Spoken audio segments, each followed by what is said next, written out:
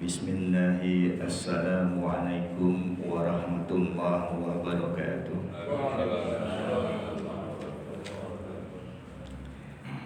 Yang terhormat, yang kami muliakan Ketua DKM Musholah Media, Presiden, para tokoh, para sesepuh, orang tua, jemaah yang insyaallah dimuliakan oleh Allah Subhanahu wa Ta'ala.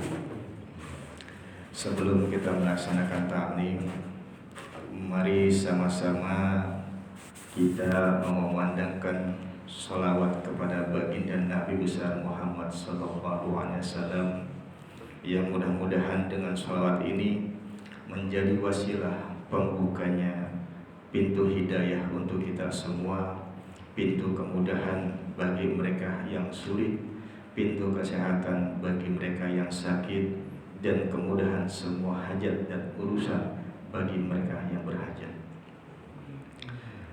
Innallaha wa malaikatahu yusholluna 'alan nabi ya ayyuhalladzina amanu shallu 'alaihi wa sallimu taslima.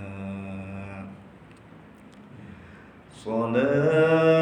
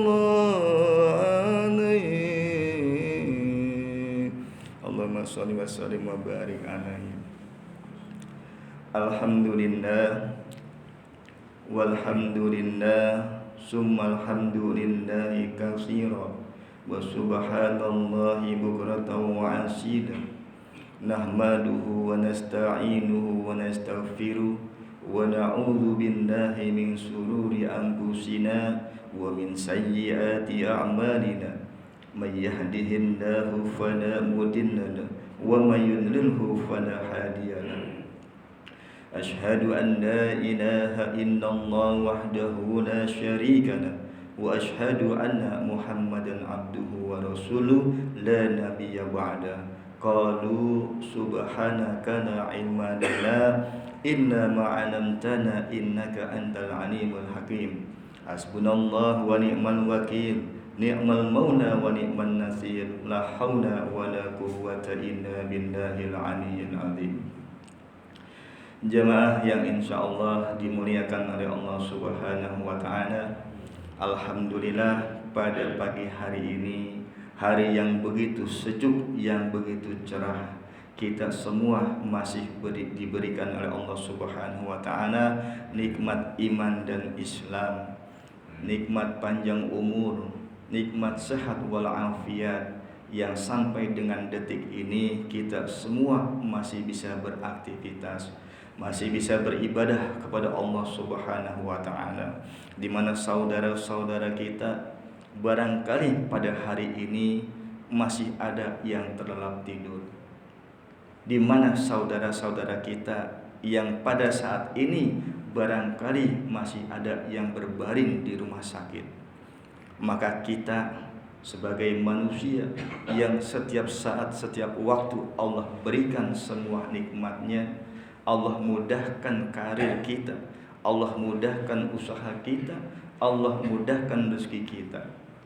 Pada hari ini kita semua membuktikan kepada Allah Subhanahu wa taala bahwa kita mau mensyukuri semua itu. La in syakartum la azidannakum wa la in kafartum inna azabi lasyadid. Maka siapapun manusia yang ia meyakini, mengikuti SOP kehidupan, yaitu Al-Quran dan Sunnah Nabinya, maka Allah akan berikan kemudahan, Allah akan berikan nikmat-nikmat selanjutnya. Tetapi barang siapa yang kufur, yang mengingkari semua itu, maka Allah berikan jalan yang sulit. Allah datangkan cobaan yang tiada henti, datang silih berganti. Maka pada kita pada hari ini, mari sama-sama kita bersyukur kepada Allah Subhanahu wa taala atas semua kenikmatan yang barangkali kita belum bisa mensyukuri dengan sebaik-baiknya. Tetapi setidaknya pada hari ini, pada setiap saat kita berusaha untuk senantiasa berterima kasih kepada Allah Subhanahu wa taala. Kita diberikan mata, hidung, telinga, enggak pernah kita minta. Diberikan otak, enggak pernah kita minta. Semua yang ada pada diri kita, semua yang kita nikmati, sama sekali tidak kita minta. Itulah karunia Allah Subhanahu wa taala untuk kesenangan hidup manusia.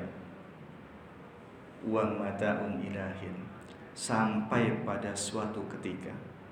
Maka pada pagi hari ini Al-Fakir ingin mengajak bapak-bapak sekalian, para guru, para orang tua, untuk sama-sama kita merenungi perjalanan hidup kita.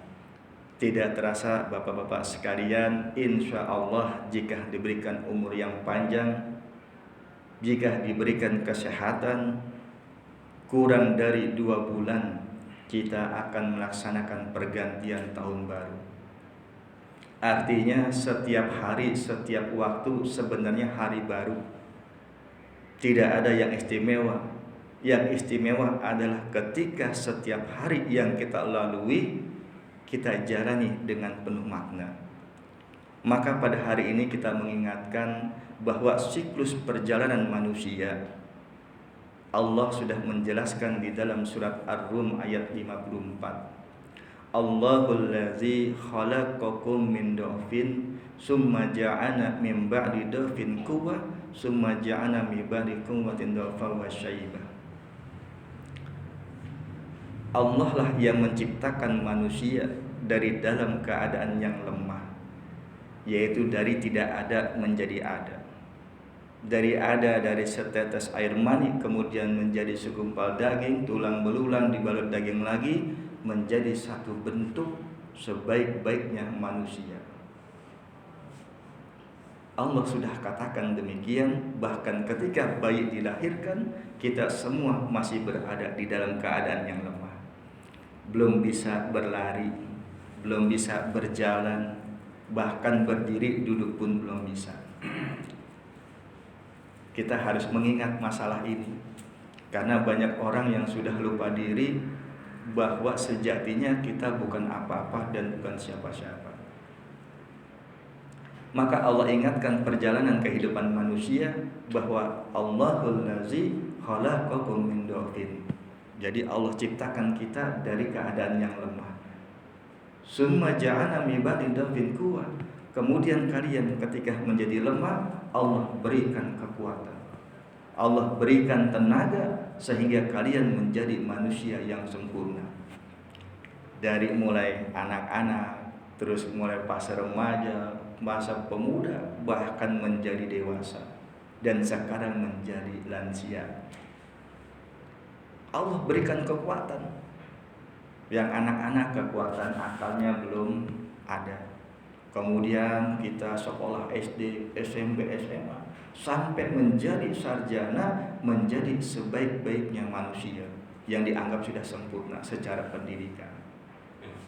Yang tadinya kita kerja freelance, kerja serabutan, sampai pada titik puncak karir kita sebagai atasan atau barangkali sebagai pengusaha.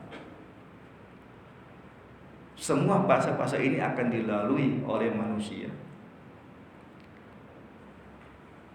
Summa ja'ala min ba'di quwwatin dha'fan wa syaiba. Tapi jangan lupa, ketika kita mencapai pada saat titik puncak, titik kulminasi paling tinggi, maka tidak akan ada tanjakan lagi.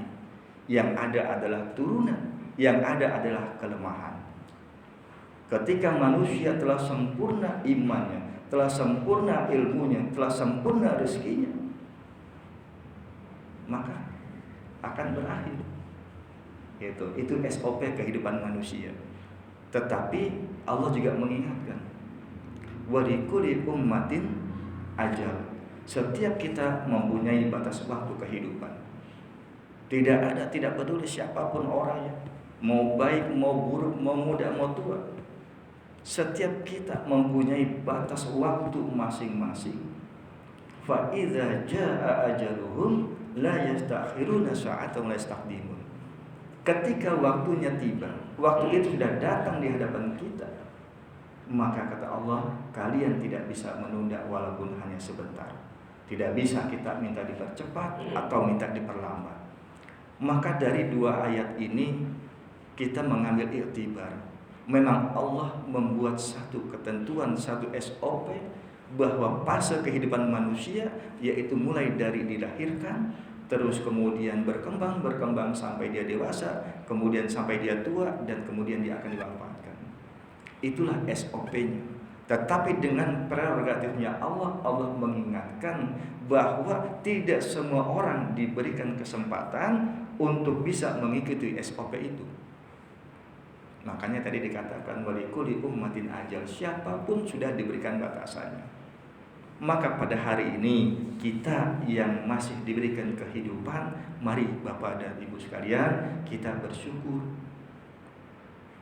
Karena kalau kita lihat dari medsos, kita lihat dari berita, banyak saudara-saudara kita yang sudah kembali ke rahmatullah.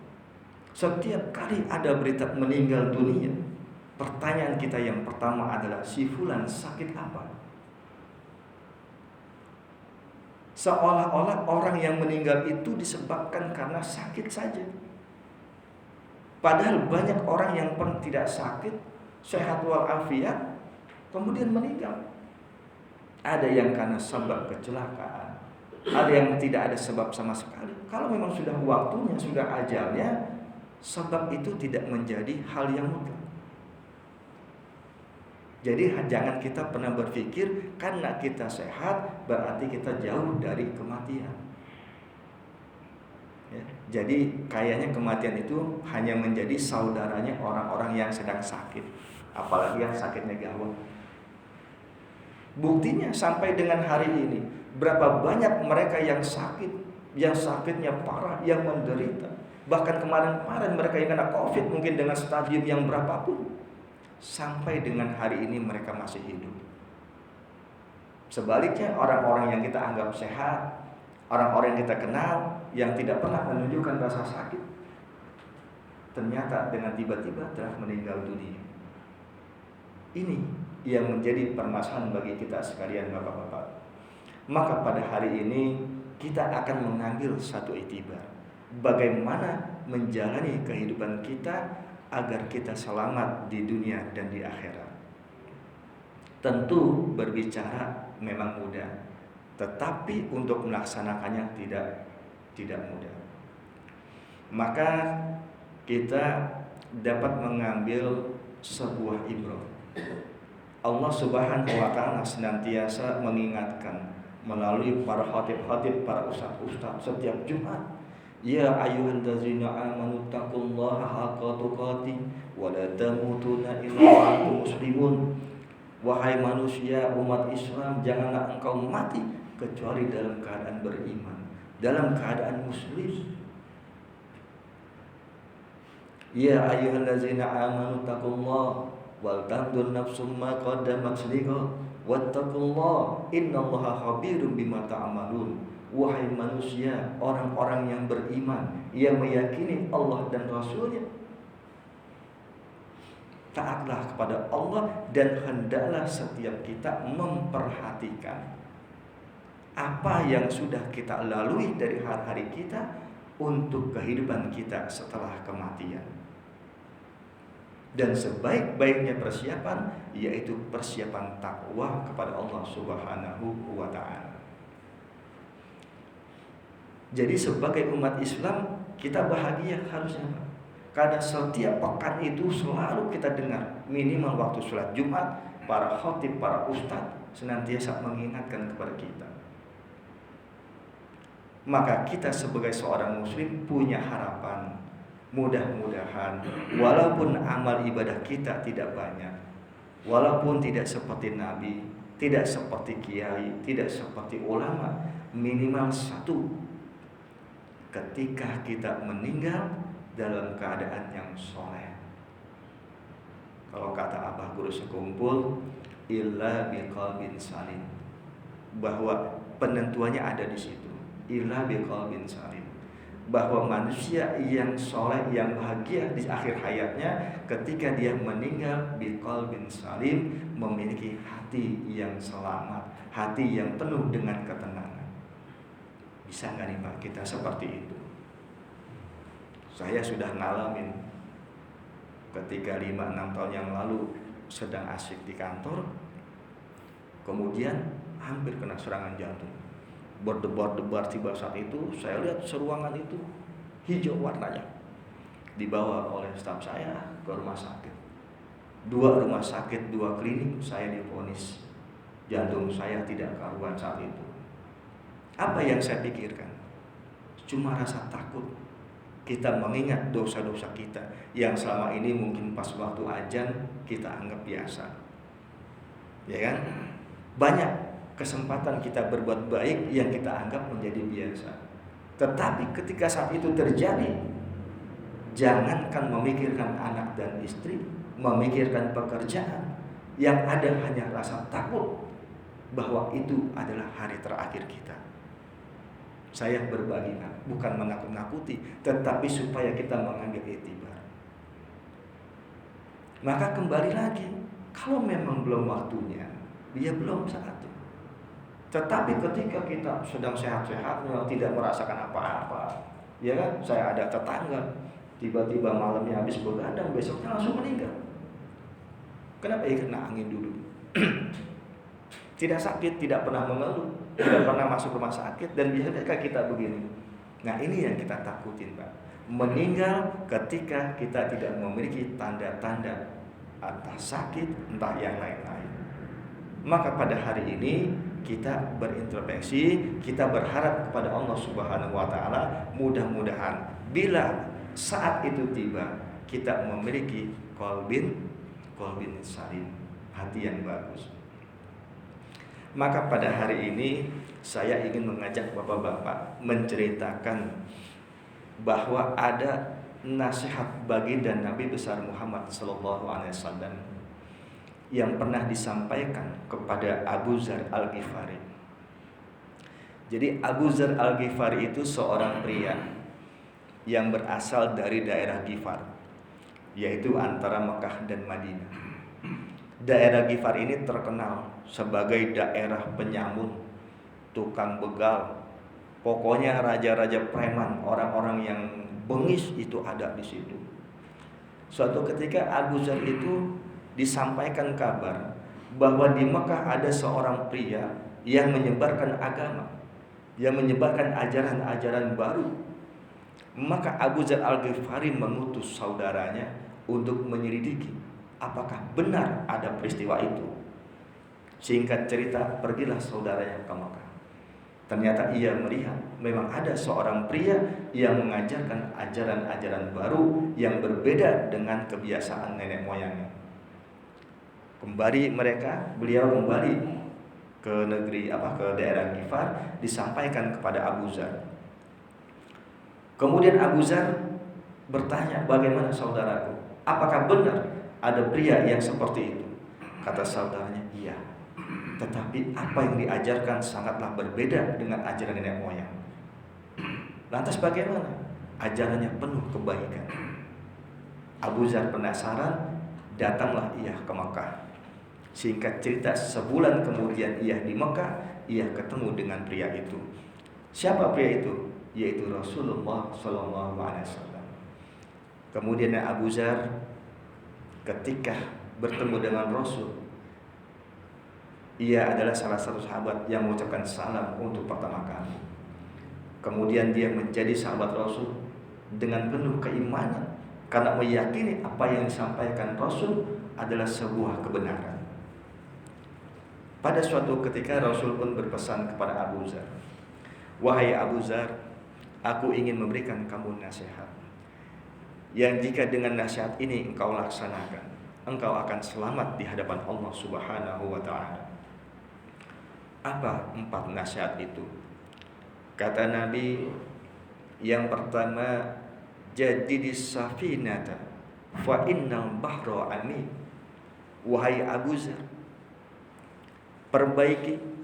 perbaharui kapalmu, karena sesungguhnya lautan itu sangat dalam. Rasul jarang memberikan sebuah hadis atau nasihat yang tidak seindah ini. Nasihat yang penuh dengan kiasan.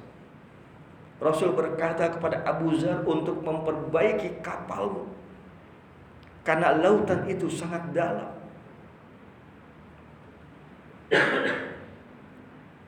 Wa khudhiz zada safaro ba'id. Ambillah bekal yang cukup, karena perjalanan kita masih sangat jauh. 2 hal. Yang pertama, Rasul mengatakan perbaharui kapal. Yang kedua, ambillah bekal.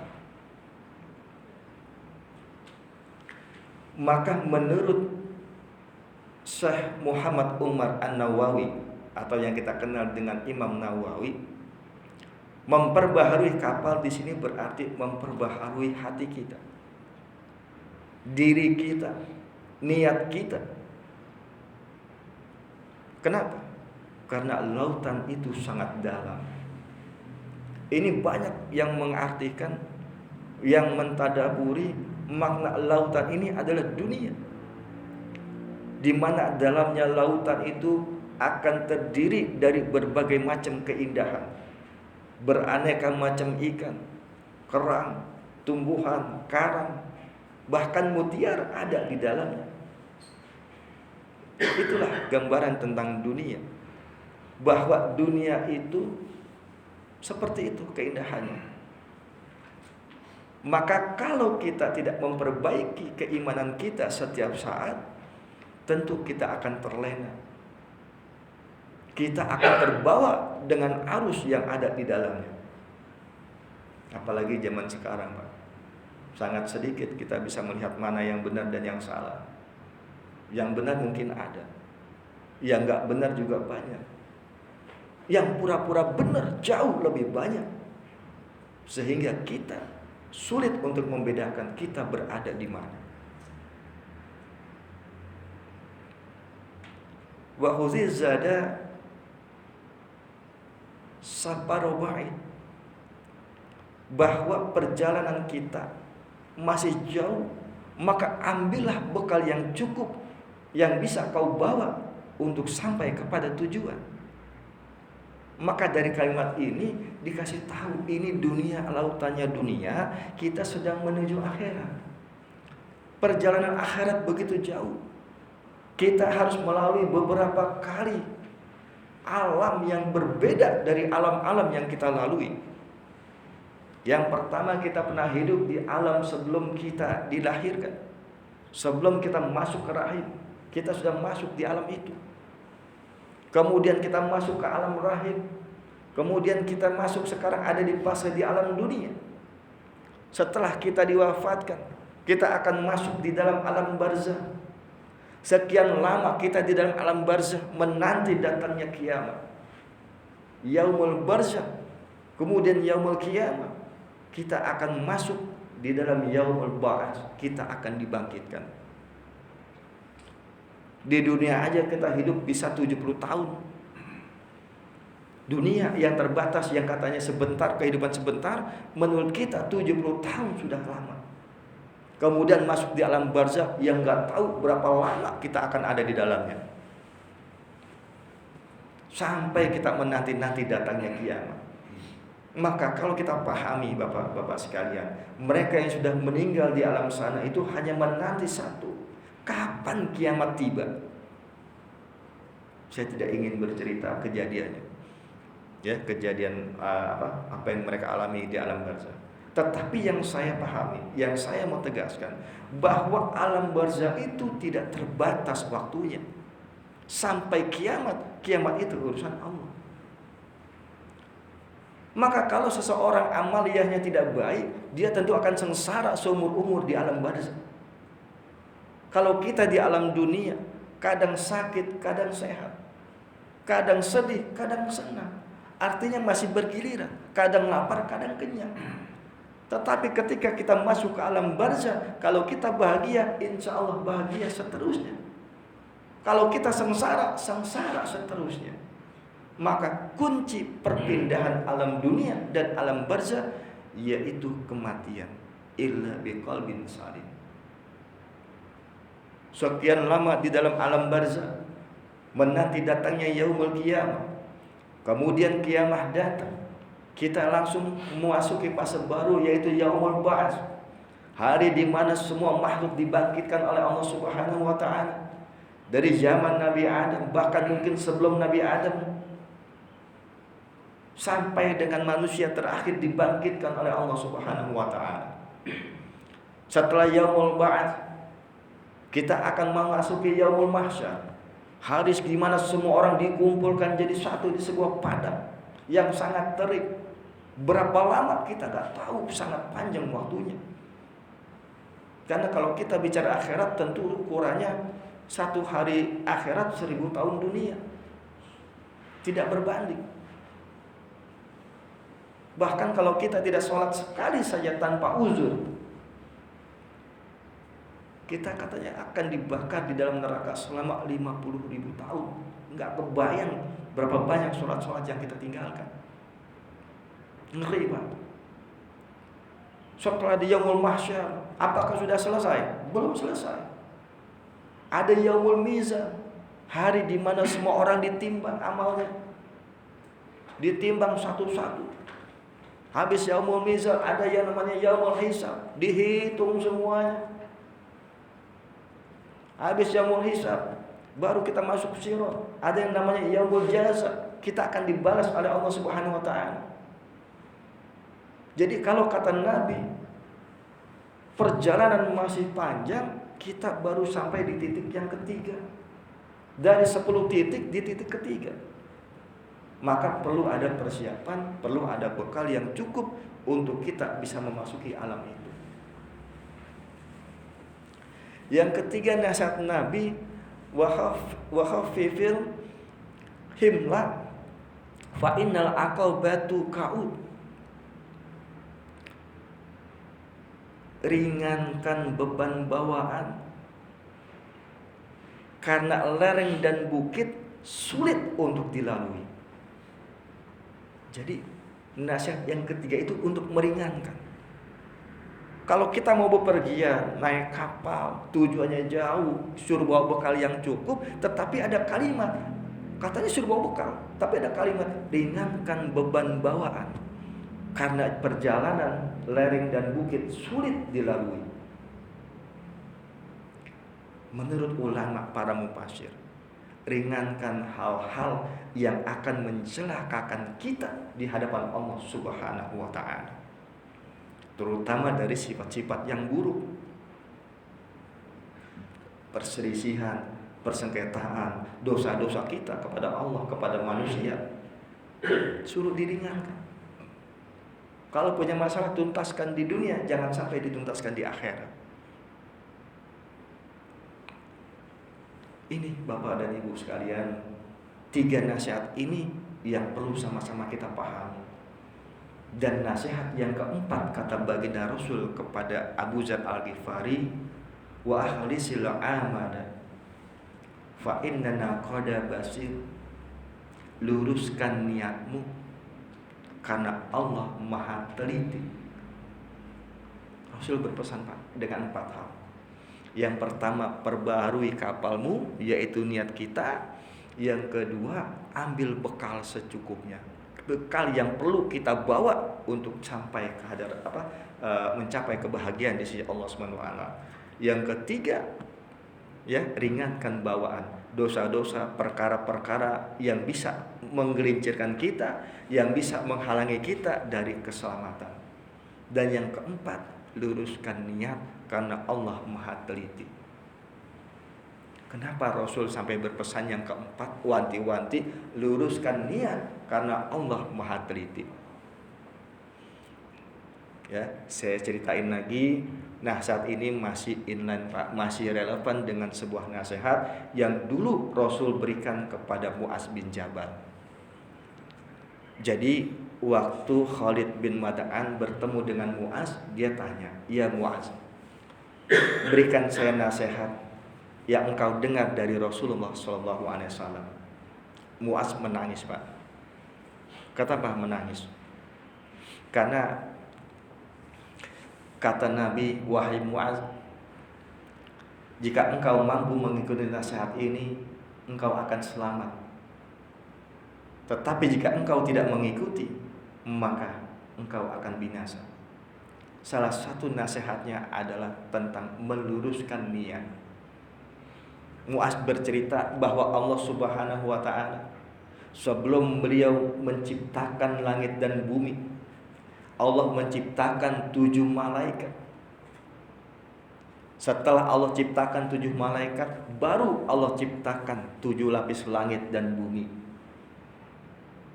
Kemudian yang 7 malaikat ini dilantik oleh Allah Subhanahu wa ta'ala sebagai malaikat hafaz, malaikat penjaga setiap langit, di mana mereka menjaga amal-amal manusia yang naik ke hadapan Allah Subhanahu wa ta'ala. Maka malaikat ini bertugas setiap saat melihat amal kebaikan manusia, Pak. Orang-orang yang beriman, amal kebaikannya itu laksana sinar matahari yang begitu terang memukau. Ketika seseorang berbuat baik, amalnya naik ke atas. Makhluk-makhluk melihat sinar itu, Pak, terangnya amal kebaikan kita. Malaikat terkagum-kagum memuji Allah Subhanahu wa ta'ala bahwa ada kebaikan seorang anak manusia yang diangkat ke langit. Ketika melewati pintu pertama, malaikat hafazo yang pertama mengatakan, "Stop, cukup sampai di sini." Kenapa? Karena amal baik ini tertolak dengan sebab dia ghibah. Si pelakunya ini senantiasa melakukan ghibah kepada orang lain. Ghibah kalau benar ya ghibah menjadi dosa, kalau salah menjadi fitnah. Ya artinya amal baik seseorang itu tidak diterima Allah Subhanahu wa taala, terhalang di langit pertama hanya sebab kita punya dosa kepada orang lain. Ketika kita tidak memiliki dosa, tidak memiliki ghibah, naiklah amal ibadah itu melewati langit pertama. Kemudian di langit kedua dijegat oleh malaikat hafazah, cukup sampai di sini. Kenapa? Karena perilaku orang ini walaupun beramal soleh, tetapi dia pendusta,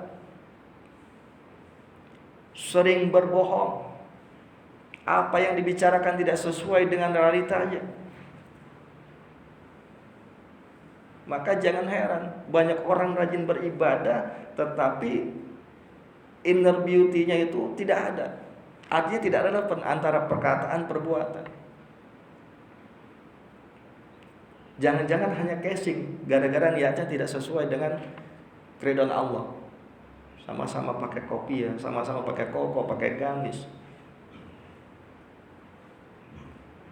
Maka kalau orang ini selamat, dia tidak pernah berghibah, kemudian tidak pernah berdusta, naiklah amal ibadah ini ke langit ketiga.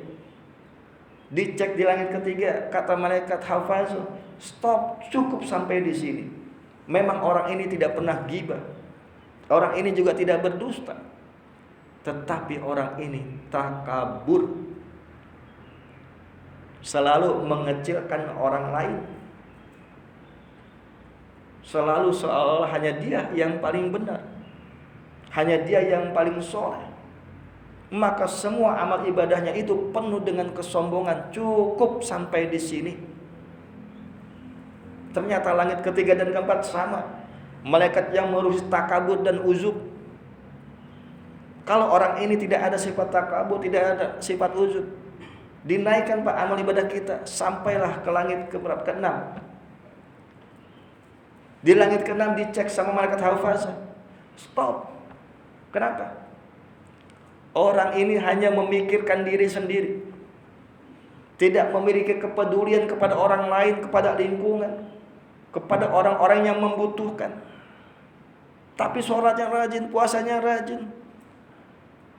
Allah sudah mengingatkan, fawailul lil musallin allazina hum an sholatihim sahun. Celaka orang-orang yang sholat juga, Pak. Kalau ia lalai dari sholatnya, ia tidak pernah memperhatikan nasib fakir dan miskin, anak-anak yatim. Jadi kalau orang hanya memikirkan kesalahan individu, di stop sama malaikat hafazah, cukup amalnya, jangan sampai naik ke atas, turun lagi katanya. Tetapi kalau orang ini bagus, malaikat hafazah mengizinkan untuk naik ke langit paling akhir.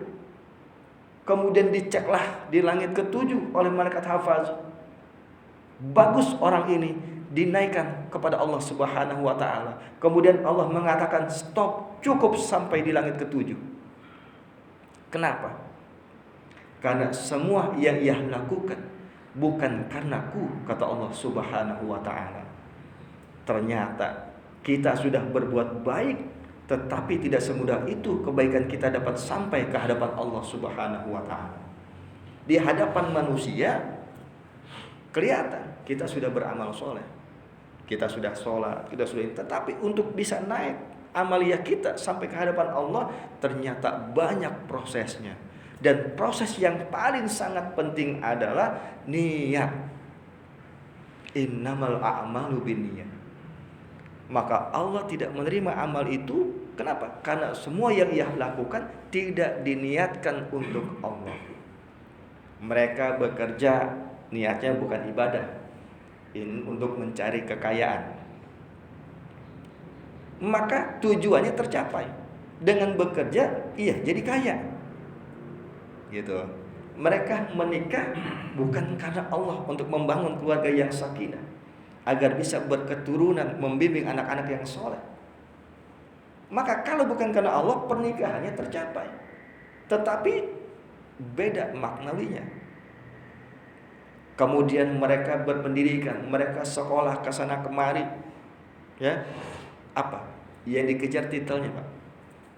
Pokoknya kalau udah SMA atau sudah sarjana S1, S2, S3, Banyak orang mengejar pendidikan hanya terobsesi ingin memiliki gelar. Ada 3 gelar di belakangnya, plus 1 profesor di depannya. Maka di hadapan Allah ditolak kalau memang tujuan mengambil ilmu hanya untuk itu. Termasuk ustadz-ustadz, kiai, ulama, ketika ia mempelajari ilmu agama, ingin dianggap sebagai fuqaha, sebagai ahlinya, ditolak oleh Allah Subhanahu wa taala. Di dunia sudah tercapai, jadi terkenal, misalnya, jadi dianggap orang yang alim. Jadi ternyata berat Pak pas untuk itu. Maka di sini kita diingatkan, makanya sahabat Mu'az bin Jabal menangis. Kenapa? Karena ia merasa sulit untuk bisa mencapai kebahagiaan itu. Kemudian Mu'az bertanya, "Ya Rasul, engkau kan Rasul. Allah yang menjamin dirimu menjadi baik, menjadi selamat. Lalu bagaimana dengan aku ya Rasul? Bagaimana dengan umat?" Maka kata Rasul, "Ikutilah aku.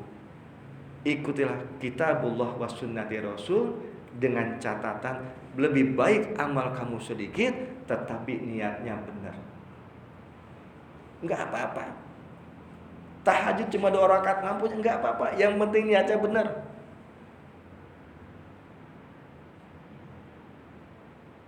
Sholat rajin, niatnya benar. Jangan minta yang lain-lain. Mau jidatnya hitam, mau enggak, mau kaki kapal, mau enggak, sholat aja. Ngasih donasi kemana-mana, enggak ada niat apa-apa. Tidak ingin dipuji tetangga sebagai dermawan, enggak perlu dianggap sebagai donatur. Tetapi kita harus belajar untuk memberikan niat yang ikhlas. Ya Allah, luruskan niat. Enggak mudah Pak, saya juga mengakui tidak mudah. Tetapi dalam Islam kita diberikan 2 tuntunan. Yang pertama, kita senantiasa mengucapkan doa, Allahumma a'inni ala zikrika wa syukrika wa husni ibadatik. Setiap saat kita mohon kepada Allah diberikan kemudahan untuk beribadah, untuk memperbaiki ibadah-ibadah kita yang salah, yang keliru. Wa husni ibadatik. Ini yang diajarkan Rasul.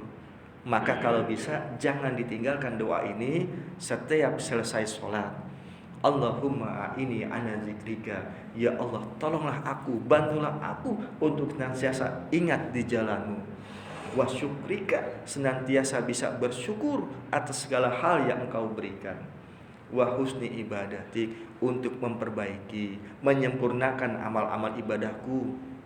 Walaupun hanya sedikit Pak, yang penting benar. Doa yang kedua dianjurkan sama ulama, jangan sampai enggak dibaca.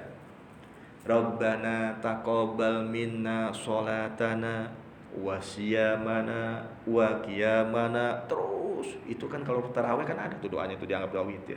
Baca doa itu. Kita minta sama Allah, Rabbana taqabbal minna sholatana.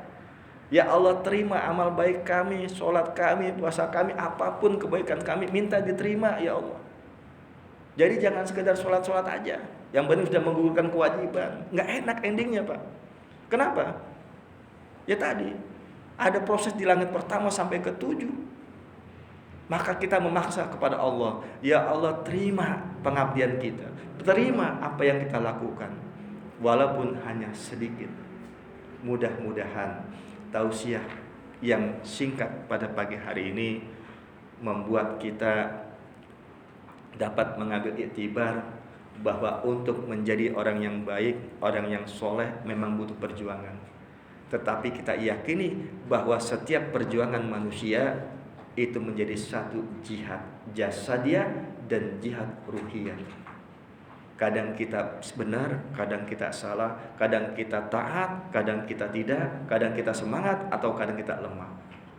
Pergantian pertarungan itu kita anggap sebagai jihad jasadiah dan ruhiyah kita, riyadah batiniah kita. Mudah-mudahan Allah Subhanahu wa taala berkenan membimbing kita semua menjadi orang-orang yang soleh, yang benar-benar soleh, selamat dunia akhirat. Tentunya dengan keluarga, istri dan anak-anak kita, lingkungan kita semuanya mengikuti baginda Nabi besar Muhammad sallallahu alaihi wasallam. Terakhir, untuk menyempurnakan amal ibadah kita, jangan lupa bersolawat kepada baginda Nabi besar Muhammad Sallallahu Alaihi Wasallam.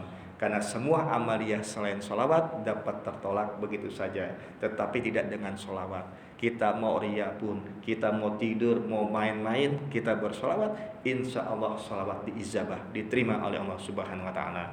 Dan mudah-mudahan solawat menjadi amal kebaikan kita. Demikian bapak-bapak sekalian, barangkali apakah ada yang ingin ditanyakan? Silahkan.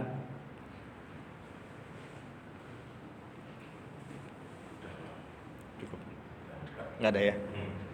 Baik, kalau cukup, Al-Fakir mohon maaf bila ada kata-kata yang salah, penyampaian yang tidak sesuai.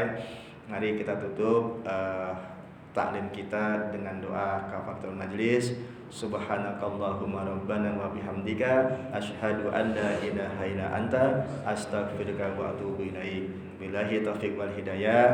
Assalamualaikum warahmatullahi wabarakatuh. Sallallahu ala Muhammad.